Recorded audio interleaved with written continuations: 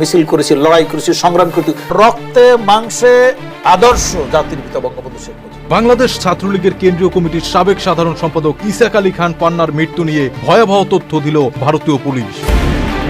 ময়নাতদন্তের প্রতিবেদনে তার মৃত্যুর কারণ হিসেবে শ্বাসরোধের কথা বলা হয়েছে। শরীরে একাধিক আঘাতের চিহ্নও রয়েছে, তবে প্রাথমিক পর্যায়ে ধারণা করা হয়েছিল পাহাড় থেকে পড়ে তার মৃত্যু হয়েছে।